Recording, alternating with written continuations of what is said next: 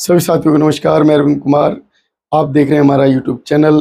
आप सभी का हमारे इस चैनल में बहुत बहुत स्वागत।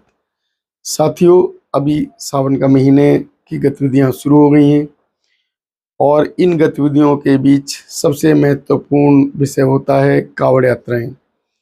कावड़ यात्राएं जिसको लेकर समाज के अंदर एक भ्रम पैदा करने वाली जो चर्चाएं होती थी।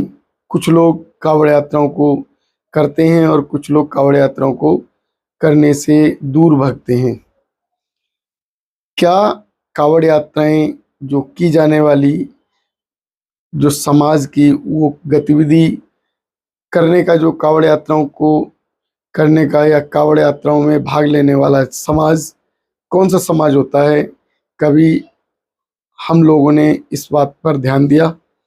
हमारे देश के अंदर लगभग लगभग 85% समाज जो कि उस वर्ग से आता है जिसे हमारे जो द्वारा अब तक जो पढ़ा गया, जो हिंदू समाज की जो वेद पुराण रामायण वगैरह में हम सुनते हैं और पढ़ा भी है कि एक शब्द है अछूत नाम से जाना जाता है। और वो अछूत शब्द जो कहा गया है हिंदू धर्म के वेद पुराणों में, कहा गया है कि अगर कोई अछूत अगर किसी श्लोक को सुन लेता है तो उसके कानों में पिघलाकर कांसा या रांगा डाल दिया जाता था। अगर कोई जीभ से बोल देता था या यानी कि मुख से बोलता था किसी श्लोक को, तो उसके जीवा को काट लिया जाता था। और यदि कोई व्यक्ति किसी ऐसी सभा में पहुंच जाता था जहां उस तरीके से जो सभाएं चल रही हैं, जो कि समाज विरोधी सभाएं हैं, उन सभाओं में अगर कोई हमारे समाज का व्यक्ति चला जाता था तो उसे उसमें अनुमति नहीं होती थी।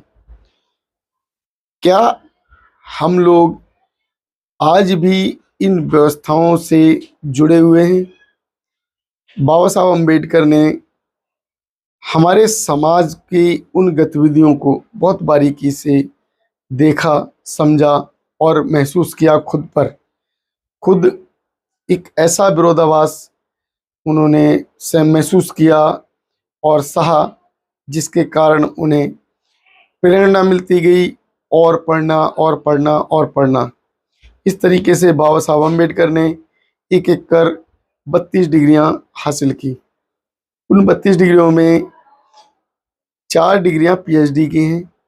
क्या मैं अपने इस दलित जो समाज है, इसमें चूड़े चमार, जाट गुजर, अहीर, पाल गडरिया और कुम्हार वगैरह सभी आते हैं, मैं इन पूरे समाज से ये पूछना चाहता हूँ कि क्या बाबा साहब ने किसी पुस्तक में ऐसा पढ़ा था कि ये जो कावड़ यात्राएं या इस तरीके से जो यात्राएं हैं, इन्हें करने से क्या कोई भगवान नाम का खुश हो सकता है?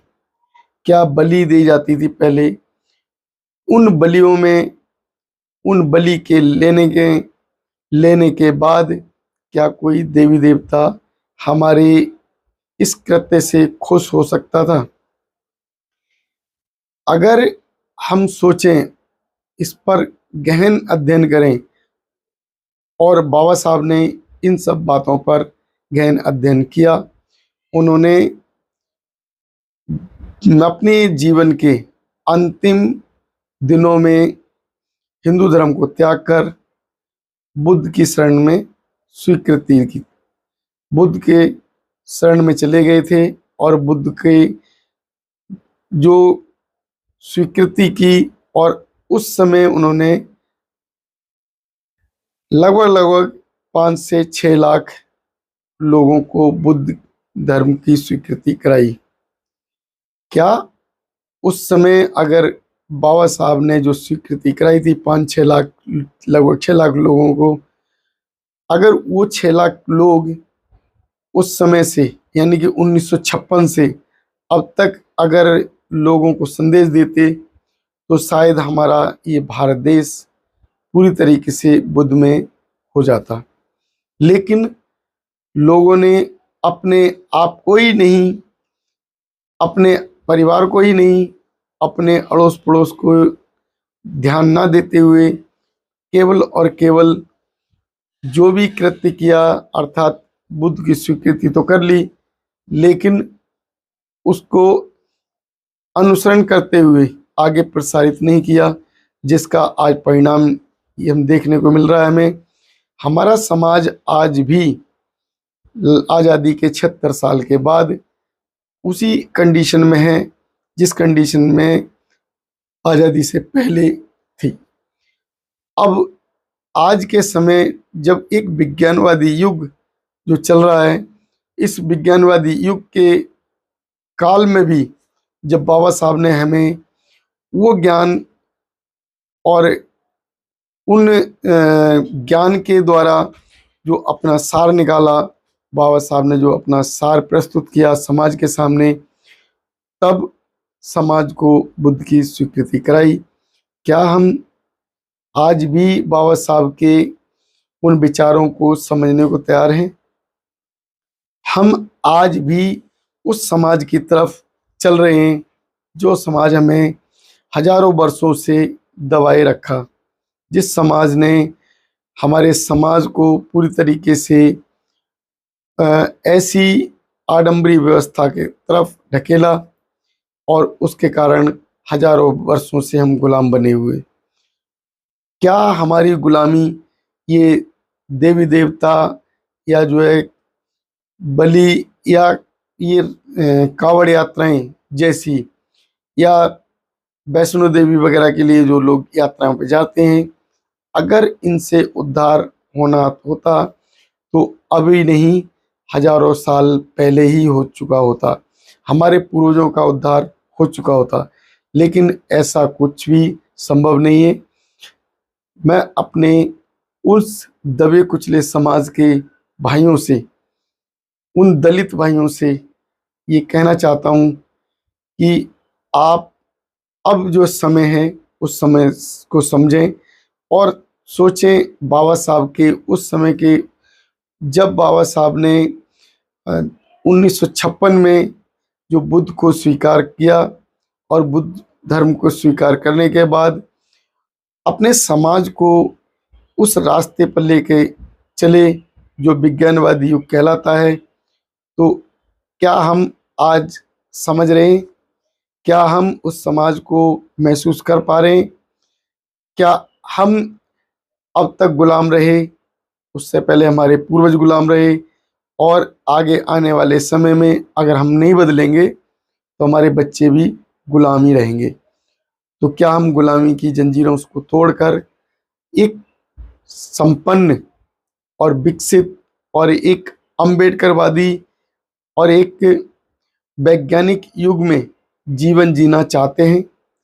अगर ऐसा हम करना चाहते हैं तो इसके लिए हमें जागरूक बनना पड़ेगा और हमें जागरूकता के साथ अपने समाज के साथ अपने आप को, अपने परिवार को, अपने यार दोस्तों को, अपने अड़ोसी पड़ोसियों को जागरूक करना पड़ेगा।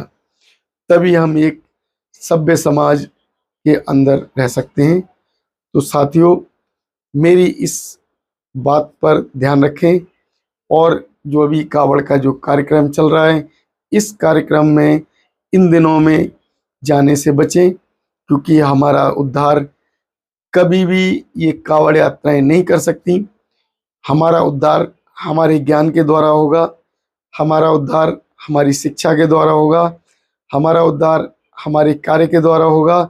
और हमें सोचना जरूर चाहिए कि कावड़ यात्राओं में क्या कोई ब्राह्मण या क्षत्रिय परिवार के आपने देखे हैं, और अगर देखे भी हों तो एक आध के लिए कहता नहीं हूँ, क्या कितने अधिक उस संख्या में देखे हैं, ये सोचने की बहुत ज़रूरत है। हमें ये सोचना है कि क्या इस समाज ने हमें शिक्षा लेने के लिए स्वतंत्र रखा, हमें आज तक इस समाज ने रोजगार से वंचित रखा, हमारा विरोध ये समाज हमेशा ही करता रहा। बाबा साहब अम्बेडकर ने इतना अधिक विरोध सहा जितना कि हमने कभी नहीं सहा। उसके बावजूद भी बाबा साहब अम्बेडकर ने अगर हिंदू धर्म को छोड़ दिया, इस पाखंडवाद को छोड़ दिया, तो सोचने की बात है। और इस पर गहन अध्ययन करना चाहिए कि हमारे मसीहा बाबा साहब अम्बेडकर ने इस समाज को छोड़ा, इस धर्म को छोड़ा, इस जाति को छोड़ा और अपने आप को बुद्धिस्ट बनाया, एक बुद्ध धर्म की स्वीकृति कराई। तो हमें इस तरीके से पाखंडवाद से निकलकर दूर जाना है और अपने परिवार समाज का विकास करना है। तो साथियों, आप लोग कितने मेरी इस बात से सहमत हैं? अगर आप सहमत हैं तो हमारे चैनल को सब्सक्राइब करें, वीडियो को लाइक शेयर अवश्य करें। इसी के साथ धन्यवाद। नमोदय, जय भीम।